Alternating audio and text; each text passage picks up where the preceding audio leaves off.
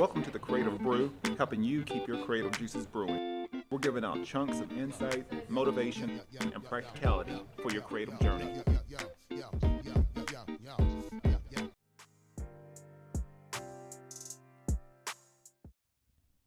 This show is brought to you by a few great sponsors of mine. First of all, Panels Comics and Coffee Bar here in beautiful Oceanside, California. They got some of the hottest graphic novels and comics out right now. They also have an assortment of merchandise, toys, as well as back issue vintage comics that I'm sure has a few hidden gems in there. If you mention the Creative Brew, you'll get 10% off your next purchase. And also, you can check them out on Instagram and Facebook right now at Panels Coffee, or go to panelscoffee.com. Another sponsor of mine is Elevate Coffee Trading. And if you appreciate specialty coffee, enjoy outdoor adventures, and love helping elevate the lives of children around the world, then you're going to love Elevate Coffee Trading. Their mission is to extract hope through love, coffee, and adventures. There's free shipping in the United States, and every bag of coffee helps sponsor health and education for children in coffee-producing countries such as Guatemala and in areas of need in the United States. You can use promo code ELEVATE21 on your next order, and you can follow their journey on social media at Elevate Coffee Trading, and you can visit online at elevatecoffeetrading.com. Let's start extracting hope together. Another partner of mine is Astropad, and if you're a digital creator like me and you use your iPad for all kinds of things, Astropad actually turns your iPad Pro into another professional graphics tablet. So for me, I use Photoshop, InDesign, Illustrator on a daily basis with a wider range of projects. Astropad is an awesome digital asset and helps me to fine-tune certain things in Photoshop, creating logos in Illustrator, and even editing layouts in InDesign. So this has been a great asset for me, especially if I'm on the go, if I'm working from a coffee shop or working away from my office. I can connect Astropad right to my laptop, and it connects seamlessly by Bluetooth or by USB. So if you're interested in trying it out, it's actually an annual subscription right now, but it's well worth the price. And they actually have discounts for students and educators right now. So go by, check it out. You can check them out on astropad.com, or you can go to Astropad Co. for more information. Cobo Pod is a boutique video and audio production studio in Oceanside. If you're a podcaster, vlogger, or content creator, you should really swing by and check out the venue for yourself. I've had guests on my show tell me how professional the setup is. You got 4K video, professional audio, great photography, everything that you need to create a high-end professional podcast right at your fingertips. So if you're really interested and you're sort of on the edge about should I or shouldn't I create a podcast, well, swing on by Cobo Pod and make that, I think they'll open your eyes up, and I think you'll be very interested in what they have to offer. If you want to, let's book your first session today and let's get your podcast going. Another partner of mine is Infinite Balance Reiki. With mental health awareness on the rise, taking care of all facets of your body is critical for any creator. A few benefits of Reiki energy healing ranges from overall well-being, pain management, releasing stress and tension, to encouraging mental clarity. From creators and entrepreneurs to athletes and even the stay-at-home moms, I encourage you to try out Infinite Balance Reiki and let me know your results. For Creative Brew listeners, you can use promo code INFINITE21 for 10% off your next session. You can book your session at infinitebalancereiki.com. And today we have a new guest on the Creative Brew. This is someone that I've actually, just creating relationships. I think it's within the creative community. I think that's something it's very important. Sometimes it could be hard to be a loner, especially for all my creatives out there. It's creating relationships, finding partnerships, making new friends. I honestly, I think that's part of the game. So I'm really glad. Really fortunate to be able to have a great watercolor artist, a local artist here in Oceanside, California, Karina Roberts. I'll let her sort of share her story, and we'll get going. Oh, thank you. I'm happy to be here. Okay. So a little bit about me. I'm 29 years old, and I've been painting for a long time now. I moved a lot because we're military family. So I lived in Virginia 9 years, and then until I got to California, I've never really like put myself out there. Yeah. And Oceanside was so welcoming, so that was pretty cool. It definitely helped me grow as an artist. And I can see it too. Like I can see from the beginning to how I have everything now. And now, because of the people that I've met along this journey, I can help other people out too, like other young artists. So it's great. That's awesome. That's awesome. Yeah. So, the artwork that you have, honestly, you've got a specific sort of a style, and I know you're always evolving as an artist, but when I first saw your artwork, it was pretty striking. It's like, it's beautiful. Sort of mermaid type artwork. I always sort of wonder, like, why mermaids? I don't know. I love them. I love them. I want to be a mermaid. That's a real job. I've asked my husband if I can be a mermaid. No, but I just think they're awesome. Yeah. I love the sea. I like that feeling you get when you're at the beach and it's like you're on vacation. Like you just get the sun and then you get tired, you take a nap, then you go back out. And I like that feeling. So that's what I think about. Oh, wow. So. Show one of your beginning pieces, because it's I'm always sort of interested in people's processes, and that's what I love. I don't even really, for me personally, I really don't even care like the end product. Like I love seeing the progression from like the beginning to end on things. And if you want to show the audience, like I said, obviously the video, if you see the video, you're going to have the opportunity to see this artwork. If you're listening to audio, you're going to be missing out. So if you want to show the audience like one of your beginning Of course. Pieces, and then show one of the later, one of your more recent pictures. And we'll talk a little bit more about the sort of the progression towards what your style is now. Okay. So this is the first printing that I made. The first painting I made. So be sure to so you show it. It's watercolor was a witch. What I thought about this was one of the first paintings that actually came out the way I pictured it in my head, which is weird. Like it was hard to do, but it was a beginning piece that I really tried on, and that came out exactly like how I had pictured it. Yeah. So I kept it. I'm like, oh, it's not that bad. But definitely beginner piece, is the hair I was learning everything. Well, for that to be a beginner piece, you may have really high standards for yourself, because even the detail with the fabric on the arms and everything is like how did you do that? I mixed it. So I used glue. I just went over. I was like, oh, I wonder glue could add texture. Yeah. So I just did that, and then I added glitter. Wow. I love glitter. I know it's annoying, but well, like I said, that's pretty cool. So show one of your more recent pieces, so we can sort of see the progression. Sure. The most one. Well, this is part of this year's collection. This one's part of this year's, and definitely evolved in the hair and like the scales, and just I think I'm learning to do more details, and I'm learning to picture, I guess, expressions better. Mm-hmm.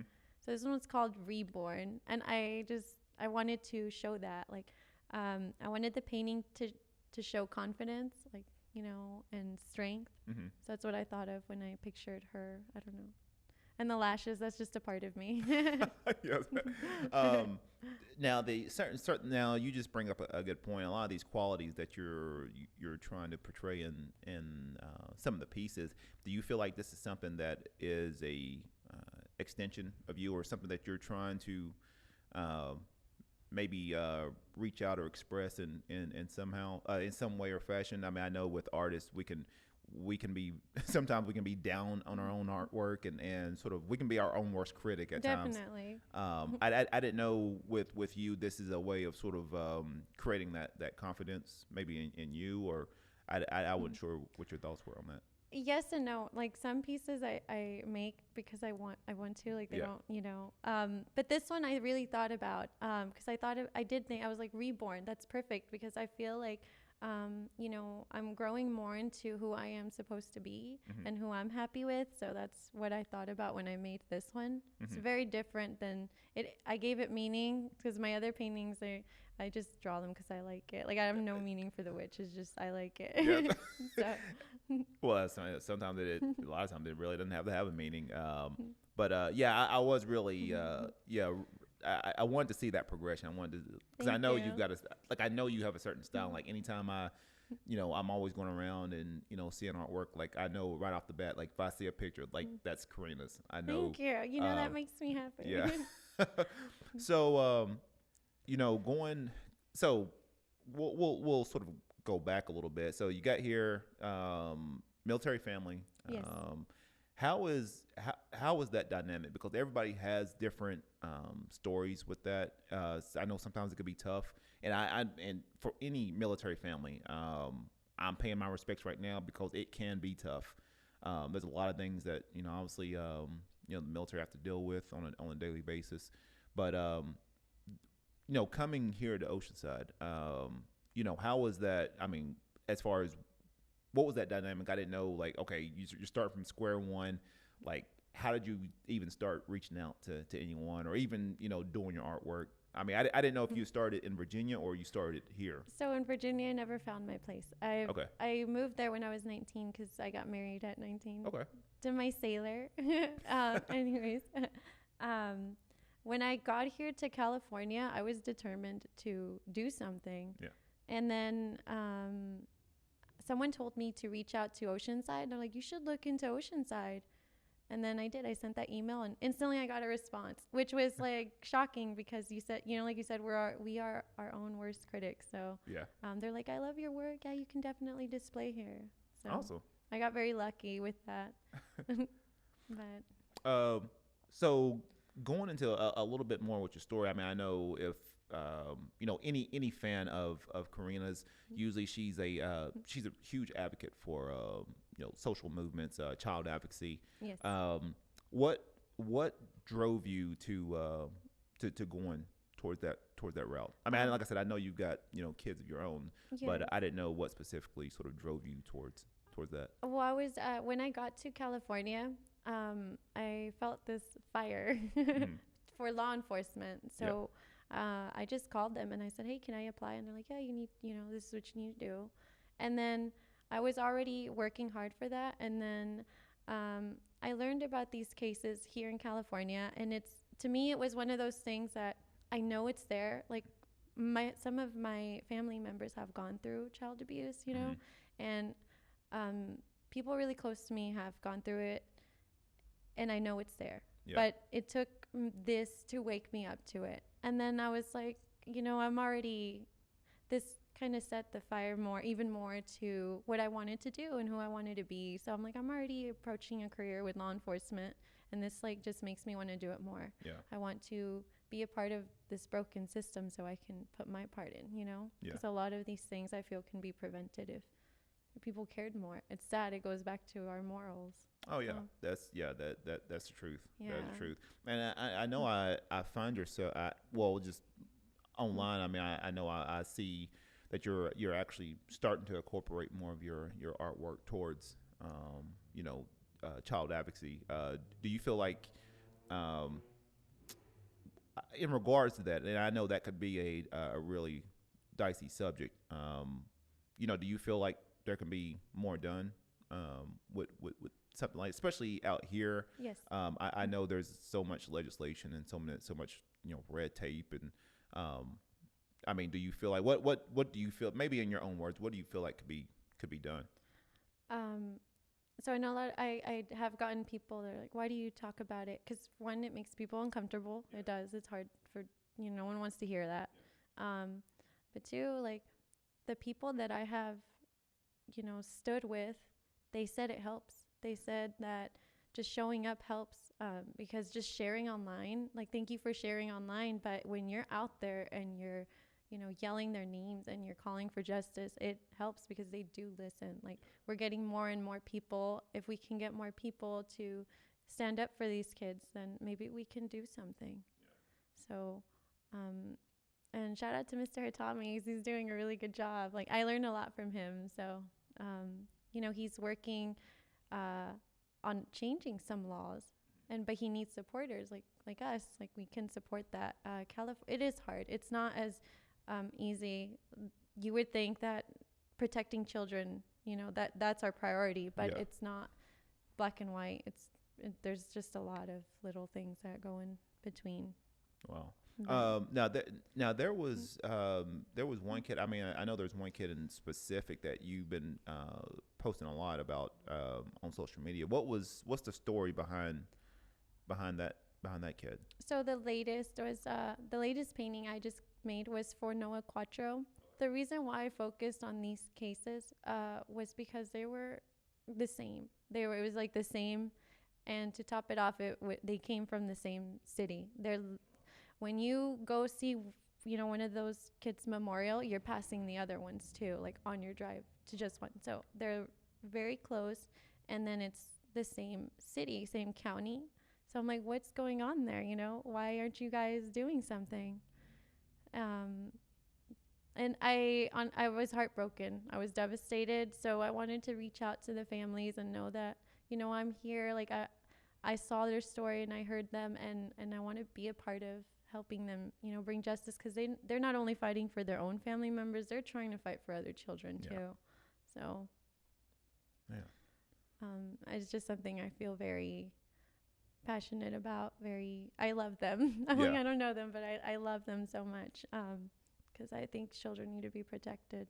Oh yeah, that is the truth. There's a lot of, and I think those are just one of many cases. Exactly.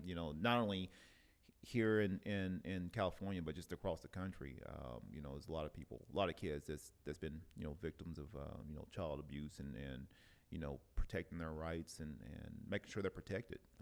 And that's the thing with not just here, everywhere. It seems like, our laws are in place to protect the adults, not the children. Yeah. And that's why I think these advocacy groups are so important, because they want to let the world know, like, children need someone to stand up for them. Children need someone to be their voice, because no one listens to them. Yeah.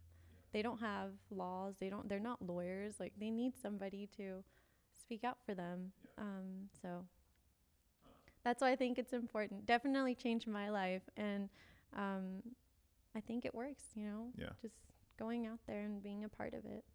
Do you feel like specifically? I mean, do you feel like with dealing with that and having two sons of your own, do you feel like you've sort of switched your perspective as far as even how you parent? Definitely. Yeah. It definitely made me a better mom. Yeah. I'm more aware of how I feel like I've always loved them, but I get frustrated as a mom. Sometimes it is hard, but I talk to my children a lot more. They're little, but I let them know, like, hey, Aiden, like, you can tell me, if I said something that was hurtful or something, like, you can talk to me. Please let me know. Or if I'm feeling overwhelmed, I let them know, like, hey, buddy, like, I need some space, but it's not your fault. Like, I talk to them a lot more. I definitely watch my tone at all times. It makes me think of them. So I want to be a better mom to my kids. From their point of view, it changes everything. Yeah. So I don't know.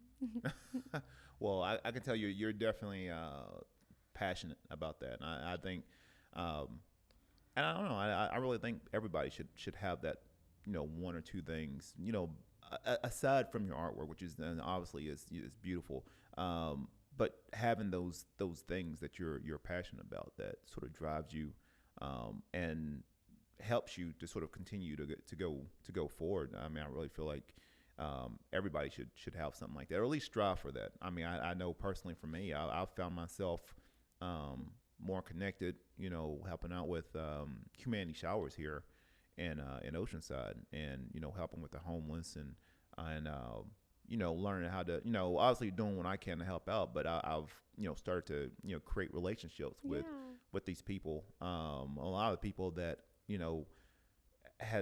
they've had some just some amazing, some crazy stories from what they've told me, but knowing that, hey, I could be 2 or 3 bad decisions away from being like that. That's scary. And knowing that and being, just respecting them and knowing, hey, look, I could easily make that same mistake, and something could have happened with my family. I could have, went, down some kind of spiral and be exactly, where they are now. So, just being, empathetic to that and being compassionate to that,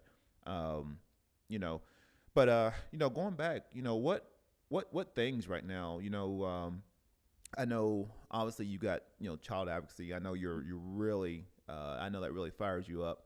Obviously your artwork right now. What else? What things are sort of what things are inspiring you right now? What things are sort of pulling at your heart right now?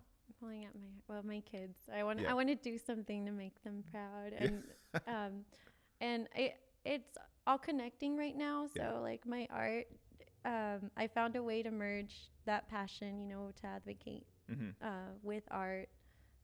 I feel like it's my way of giving back. Of giving something. Yeah.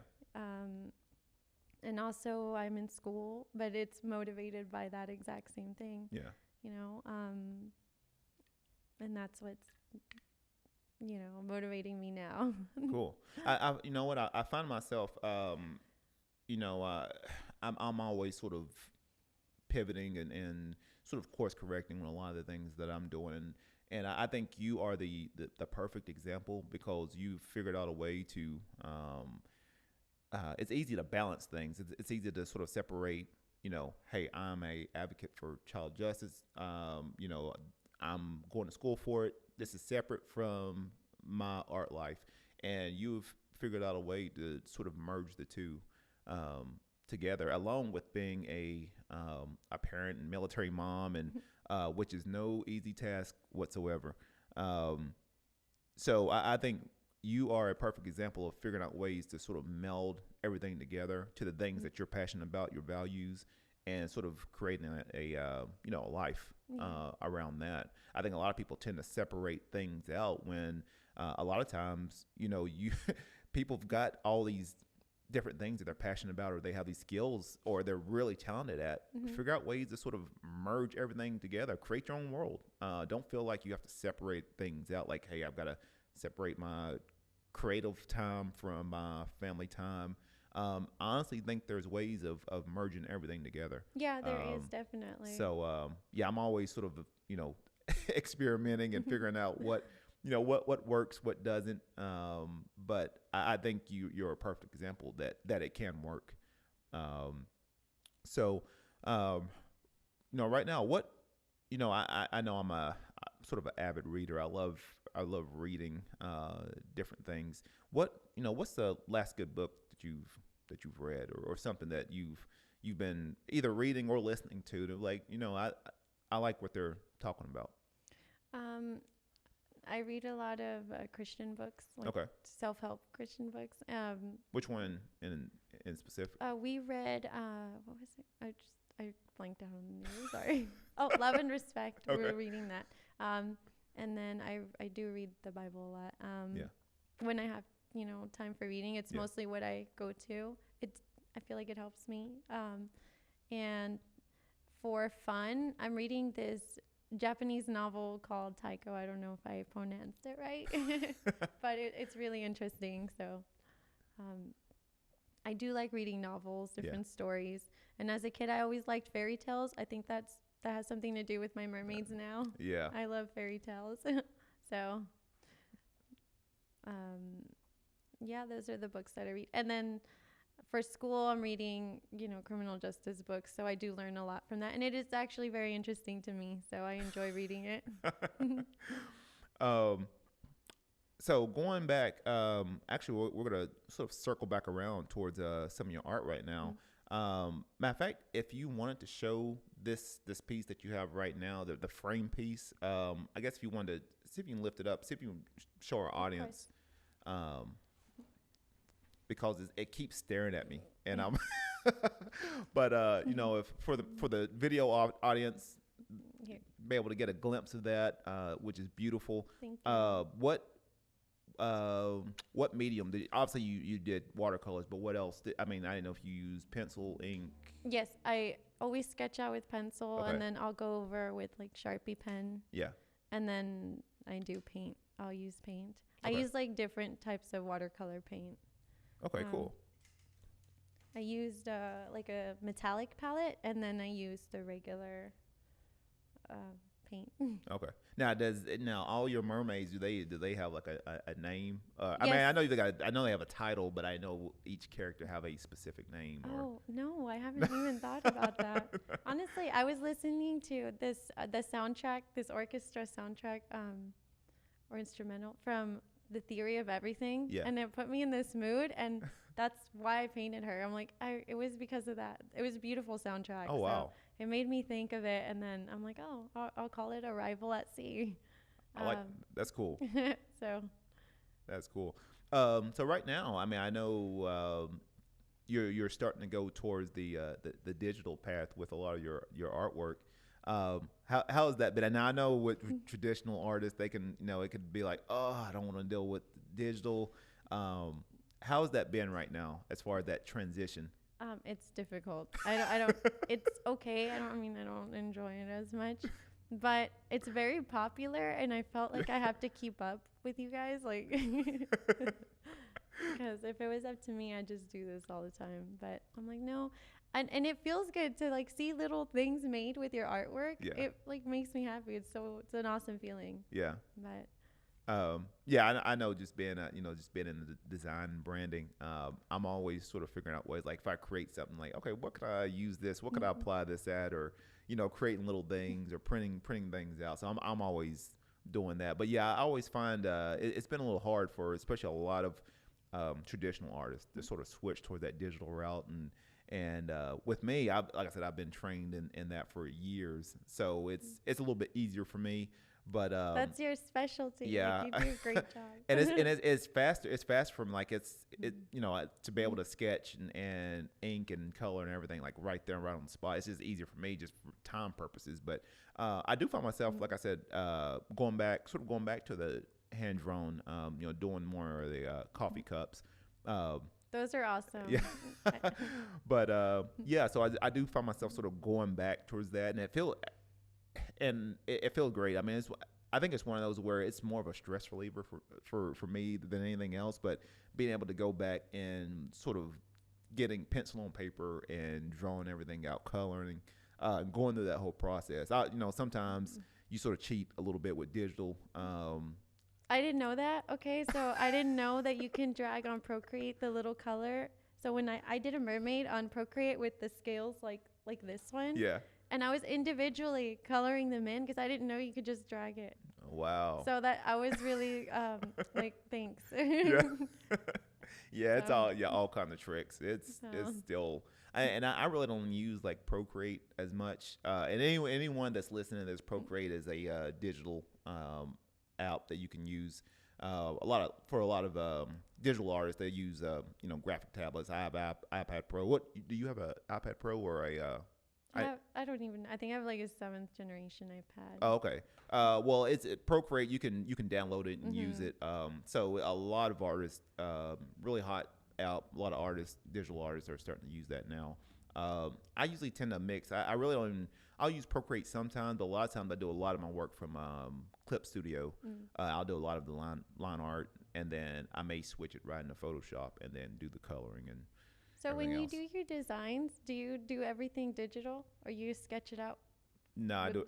Really? I do everything digital. And I'm the opposite. I do everything sketch it out. I just listen. I was like, I'm not gonna sketch it on paper. Everything's gonna go straight digital. And it was a little weird for me at first, like going through everything, because I had to adjust because I can be a really heavy drawer. So I had to adjust the pressure on my Apple Pencil before I was getting ready to break it. But so learning how to deal with that. But I do all the sketching, mock-ups, and everything, and then I'll go, do the drawing and then do the inking and coloring, and so it's sort of a cool little process. And then I'm able to, if I'm wanting to set it up for posters or whatever, then obviously I already have that background, so it's a little bit easier for me. But But I do admire you, actually taking that step to sort of go towards the digital. I gotta keep up with you guys. Like, that's what's popular. So I mean, I've seen you get down on it. Like I've seen I like the comic book series you're working on. It's really cool.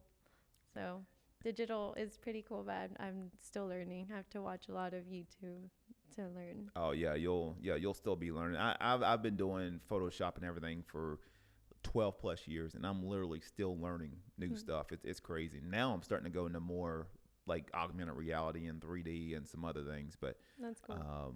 Yeah, it's. Are you gonna start 3D printing stuff? I would love to. Right now I'm actually trying to reach out to some 3D printers. So I'm wanting to get some things printed for some of my characters. But that's gonna be cool. Yeah. So I'm wanting to do more of that.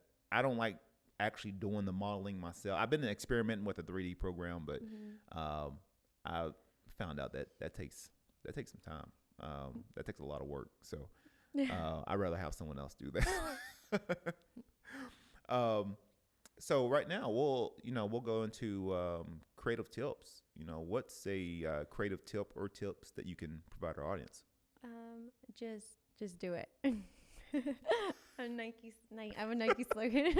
No, but really, when I'm in a rut, I'll just start doodling, even if I don't want to. Yeah. But it'll like inspire me. Yeah. Like, you know what, I actually do want to do this, but it is hard. So I would just say, just start doodling. And I always tell everyone I meet, or like, especially at the art walks, when people come up and they're like, well, I do art, but like, I'm not good enough, or I was like, no, like, you should just show it. Like, you should work, and I guarantee you someone's gonna like it. Yeah. Like, I believe that. Yeah. Especially if you're doing it because you love it, or you like it makes you happy. Like, someone is gonna like your work. I wish I had a sample of like when I first started for my stickers. When I was so excited when I made my own logo, and I made it on like Microsoft Word. Oh, wow. So I did. And then I went to Michael's and I printed it out on labels. And I was like, oh, I made stickers. And, I sold some, but they were terrible. Like, they were not waterproof. And I was just thinking about that today. I'm like, dang, like, started from the bottom, now we're here. Yep. You got to start from somewhere. And if you sell anything, I mean, I think this is a PSA announcement for any artist or any creator that's sort of on the edge. I'm like, should I sell? Maybe I'm afraid to show my stuff, or I'm wanting to go this path, the creative career, and trying to get out there and promote myself. If you sell one thing, then it's viable. So don't ever feel like, oh, no one's ever gonna see your stuff, or you're afraid of what people might think. There's always, and Karina has said it herself, it's always an audience for everyone. Yeah.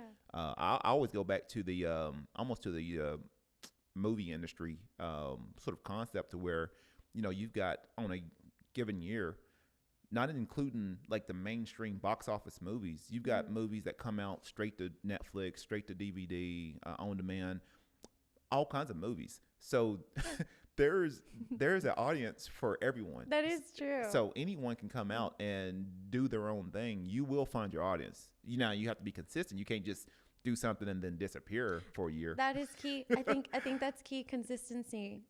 Definitely for me. Like, I painted in Virginia. That was my hobby. Yeah. And then when I came out here and I started displaying, and then I added a little bit more, and I learned a little bit more, and for meeting the other artists too, I would learn from them. Yeah. And I would take that, and then I would just keep working towards it. So I think consistency, just keep creating. Also, regardless of how many followers you have, like, just keep creating. Because a lot of people get, what is the word? Like, bummed out. Yeah, they get discouraged when they're like, no one's following me. Or I tell them all that. I was like, don't worry about that. Just, do it because it makes you happy. Like, and that's going to eventually help you. Yep. That's key. That is truth. I'll say that for the followers that I have, the ones that's actually doing that I do client work for, they're not on Instagram. So it's one of those where I don't worry about that. There's certain content that I usually put out that I love putting it out. but I'm not looking for 100,000 Yeah. followers. The ones that come to me with client work, they're hardly ever on social media. They'll reach me in various ways, um, yeah, I mean, that's a good point. I mean, just staying consistent, Yeah. and just do it. I mean, I think sometimes we get so stuck in our head sometimes that, we're constantly sort of like, oh, should I do this? Yeah. Should I? Indecisiveness. Yeah. And that's And not good. yeah. Yeah, great. That's a great tip. Great tip. So right now, words of wisdom. What are some words of wisdom that you can, before we sign off? What's some words of wisdom that you can share with our audience? Maybe something that maybe in a year from now, and someone that may happen to hear you on this show, maybe it was like, man, Karina changed my life from saying these words. What's something you can give to our audience? I want to say I always quote my mermaids. I put dream without fear. I don't know who invented that quote, by the way. So, but that's true to me. I believe that. That's why I am here today, and I met you, and I'm here, and it's because you dream big. Like, do what you want to do. Create the life, like you said, that you want to have.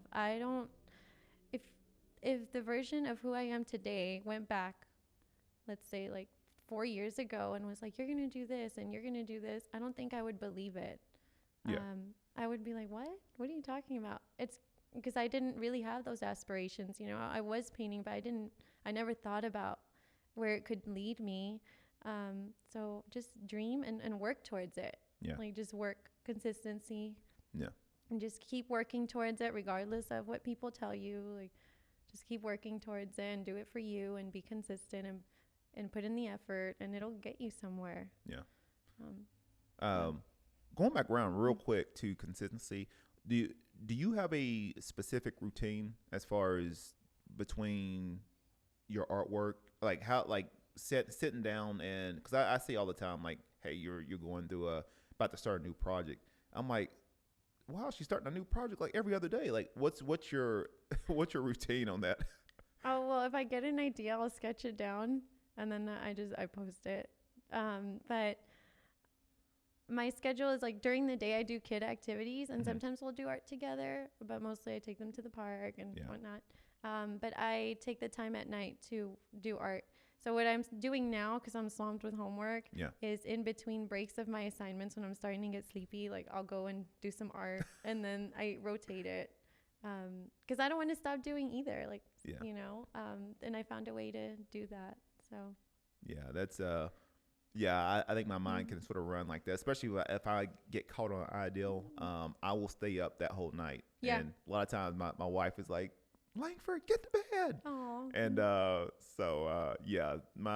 my mind can start going. If I get caught on an ideal, my mind can just start going. And I think just having that, and honestly, I mean, I've been having to adjust my routine.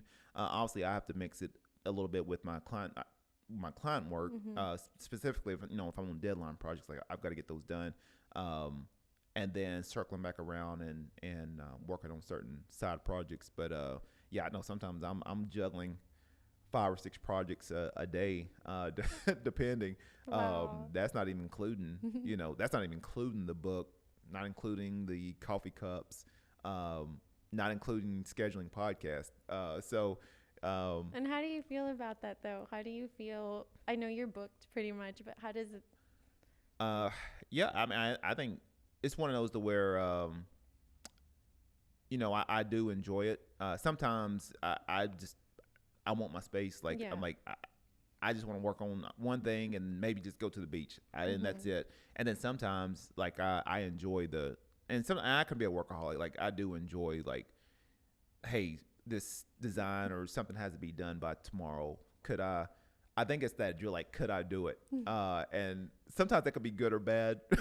You're like, bet. But I hadn't lost one yet. So, I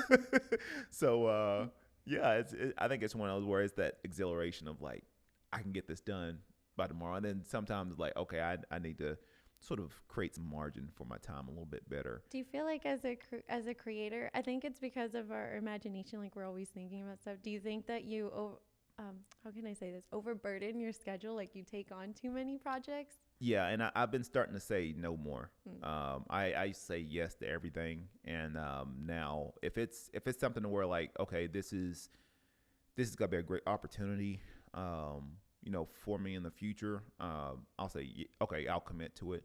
But now I have to be really careful because the more I say yes to it, the more I start losing the energy and investment into doing some of the things that I really want to do. Mm-hmm. That like even with the book, like the more I say yes to certain things, I'm putting that more on the back end, which I don't want to do that. So I've been putting in a lot of momentum towards making sure that I keep it going. In order to do that, I'm going to have to say no to something else. Yeah. So just I think now learning to be like, okay, being confident enough to say, no, I can't do it, because sometimes I think it's one of my, vices is I can be a people pleaser sometimes. I can say yes, I'll do it. And yeah, I would do that too. and so now I'm like, oh, wait a minute, before you default into the yes, is this really gonna work for you? So I think now I'm starting to get a little bit better with that. All right, cool. So yeah, so you know what? How can people reach out to you and maybe interested in getting some of your artwork, some of your merch? I know you've got buttons, stickers. You got your paintings. You've got all kinds of other things going on, or getting in contact with you, even with helping out with child advocacy. Yeah, we can always use more Yeah. protesters. Yeah. How can people reach out to you? What's the best contact for you? You can reach out to me on Instagram. I usually reply. I'm pretty good about replying. Yeah. So I have Instagram, and then I do have a Facebook art page. Okay. But it's probably easier on Instagram. Cool. And yeah, I have my paint. Oh, I do have an Etsy. But because we're on the podcast, I'm going to tell you guys that if you reach out to me on Instagram, I'll give you a better price, because I have to charge a little bit more on Etsy because they take a percentage from me. Yep. Etsy is rough. For any Etsy, I know there's a lot of people that sort of going away from that. You get your pros and cons with that, but Etsy can be a little rough. The pros for me is that I don't have to do much, like legality. Like I don't know, so I'll pay the fee, and then they help me sell stuff. But if they reach out to me on Instagram, I tend to give better prices. Good deal. Good deal. Well, you know what? This has been a very enlightening episode today. Like I said, always glad. Thank you for coming on. I plan on bringing you back for a future episode. And beautiful watercolor artist here in Oceanside. And as always, support your local artists, support your local businesses. I'll say it again, they are the lifeblood of any city throughout the United States. Yes. So every time you go in and you support a local artist, or you support a local business, that's someone that, they put in a lot of work to sort of get their dreams going, and they're passionate about what they do. And you're helping them make their dreams come true. So, so this has been another episode with Karina, with me. And once again, I'm going to give my creator shout outs, because I enjoy it. First of all, thanks to my crew with Cobo Pod. They're always here. They make my life so easy, because all I have to do is go in here and share stories with people. So you get a chance, you hear this. Hey, if you're in the area, you're interested in doing a podcast or maybe creating some content, check out Cobo Pod. Let's book your session. They have been a invaluable partner with the Creative Brew, and so I always want to give a shout out to them. If you happen to see some of the artwork that's in the video show, this is from Dave Dorman. Beautiful artwork. I'll say it again. You get a chance. I think these are great pieces for any kind of corporate setting, studio pieces. If you're interested in getting a painting, I'll put his information in the show notes. There's a photographer here that does all of our photography for the show. And a lot of the photos he uses, I use it for a lot of my branded stuff for the branded assets for the show. His name is Peyton. You get a chance. I'll put his information in the show notes too. Great photographer. So if you're interested in booking him for a potential photography shoot, he's open. He's got slots open. So like I said, I can give you that information too as well. But and then also too, a couple other people. I'm going to give another shout out to John Howler and his crew. I'm actually wearing one of his shirts. It's underneath my sweatshirt, but he's got a Howler Pack shirt. So if you're interested, a lot of the proceeds, actually all the proceeds, go to help his son Vicente, who's battling a dreadful disease right now. So a lot of the artwork that he's putting out, a lot of the merch that they're putting out, it's to help with expenses and help with medical costs to keep battling and keep fighting. So I always gotta give a shout out to them. They're doing so much, and especially with children. Sometimes it can be it can be hard, having to have that kid deal with something like that, and you're just the only thing you can do is just sort of be there and help support them. So yeah, I mean, I'm real big about helping our creative community and helping a lot of the creators that's doing different things. So please, if you get a chance, I'll put his information in the show notes too. If you get a chance, you can either go to the GoFundMe page that's linked to his bio, and I'll put his information in there if you want to give whatever amount, or if you want to buy some of his merch. Like I said, he's another graphic artist and painter and illustrator. So if you want to buy something from him, it's actually available at Ikigai Artifacts. That's here in Oceanside, California. Swing by there, buy some merch, get a raffle ticket. They've got all kinds of things going on to sort of help their family. And then one more is actually my buddy Kano Cardenas. He has a brand called Caffeine and Green, and he's actually working on getting his own mobile coffee truck. And he's really close on his Kickstarter campaign, really close. So if you're interested in helping to back this project and to help support someone's dream and vision, I will put his information in the show notes too. So he's really close. He's got a couple of days left. So if you're interested, that'll be in the information too as well. But I always give him a shout out to. And Kano too is also a past guest too, so I always give him a shout out to a lot of my past guests, and I'm always there to support people along the way and help them out any way that I can.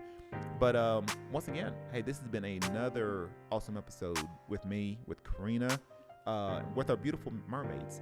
So once again, be creative, stay inspired. Thanks.